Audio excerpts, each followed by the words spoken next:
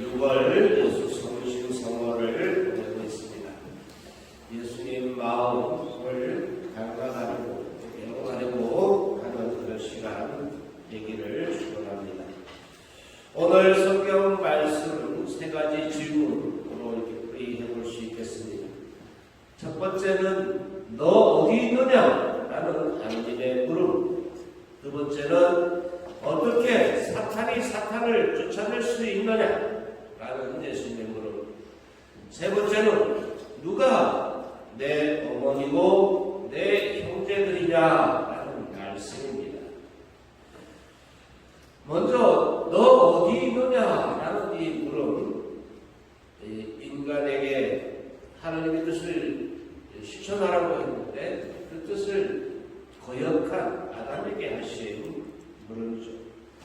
첫 인간은 하나님 말씀을 실천하기보다는 유혹자의 말에 넘어가서 그 열매를, 까먹지 말라는 열매를 먹게 됩니다. 이 마귀의 유혹에 넘어가 자신의 욕망을 실행하였던 것이죠. 오늘날도 역시 하나님을 믿는다고, 하나님을 따른다고 열심히 성당에 나오지만 그런데도 나의 욕망을 위해서 이것을 실천하는 경우는 없는지 그렇게 물립니다. 하나님의 뜻을 한번 실천했다고 그것으로 끝나버리는 것이 아니에요. 하나님의 뜻은 한 번이 아니라 계속해서 지속적으로 함으로써, 실행함으로써 열매를 맺을 때까지, 또 열매를 맺는다 하더라도 그것이 꽃피고 또 제대로 활용될 때까지 계속해야 할 것입니다.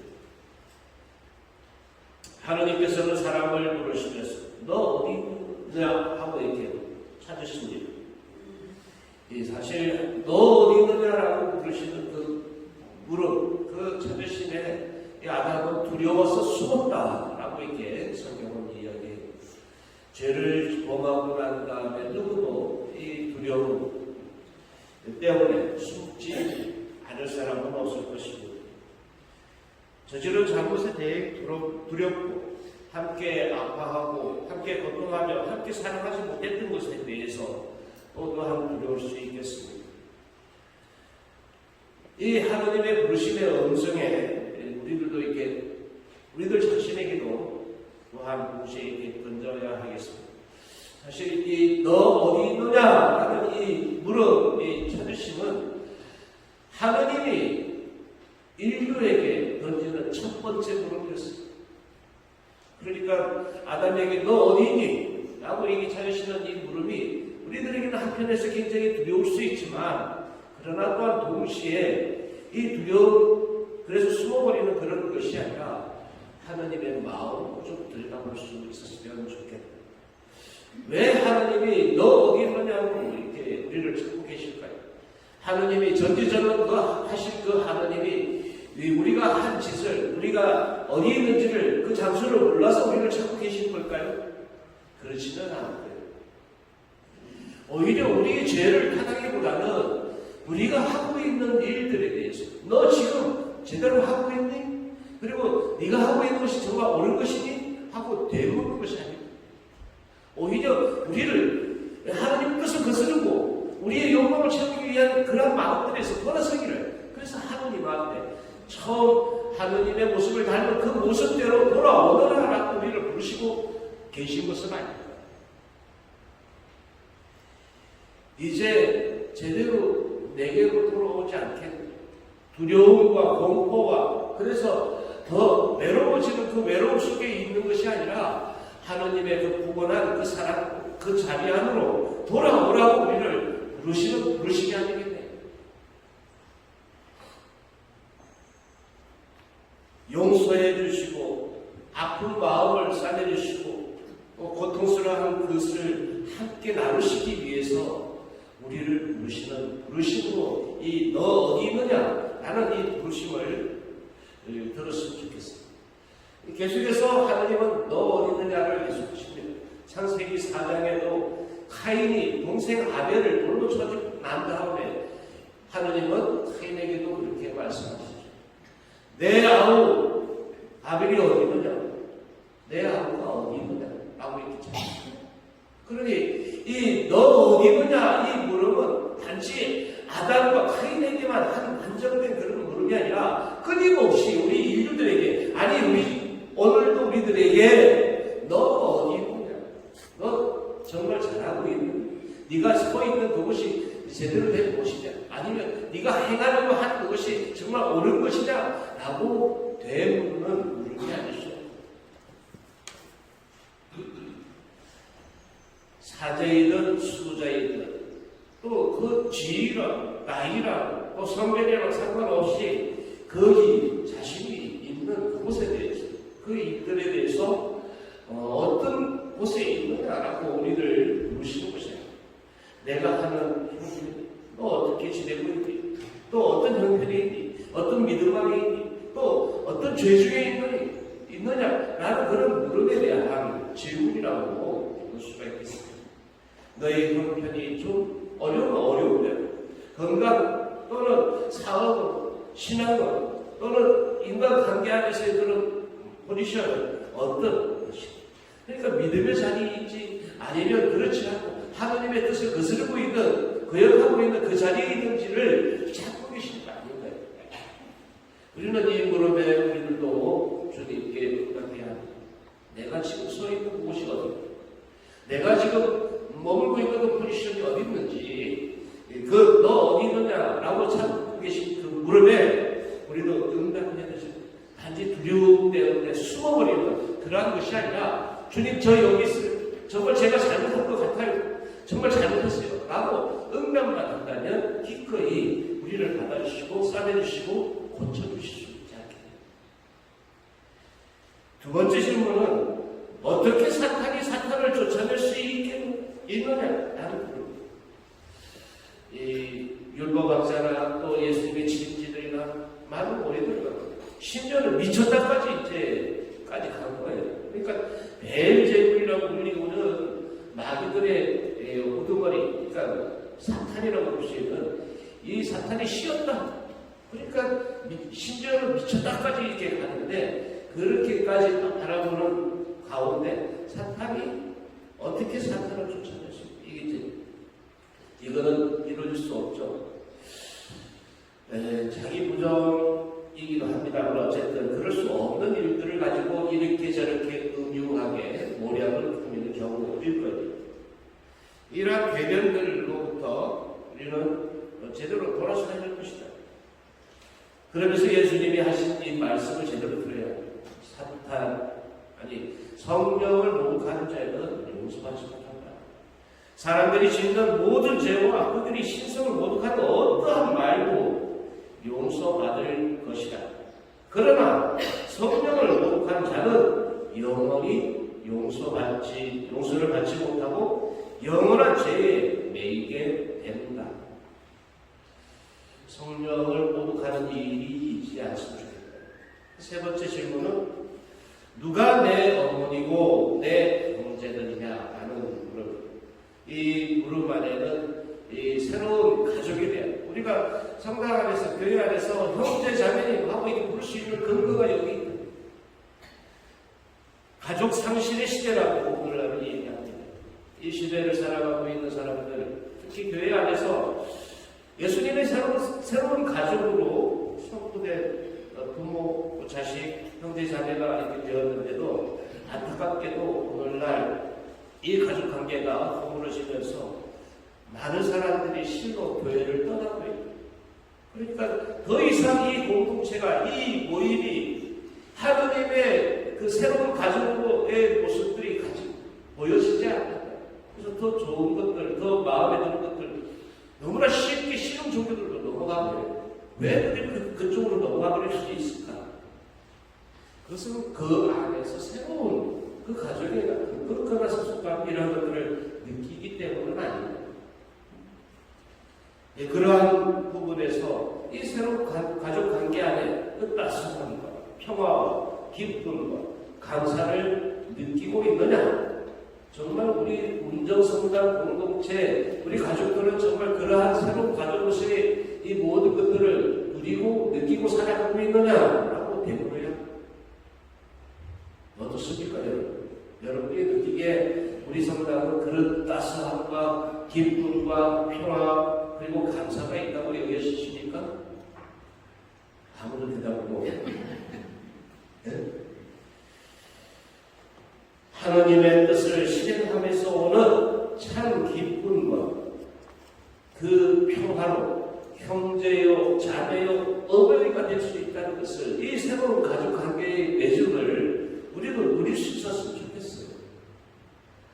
설령 그렇지 못한다 하더라도 우리는 그럼에도 낙담하지 않았으면 좋겠어요. 많은 경우 참으로 내 문제가 너무 급하기 때문에 다른 사람들의 문제를 신경 쓸 겨를이 없어.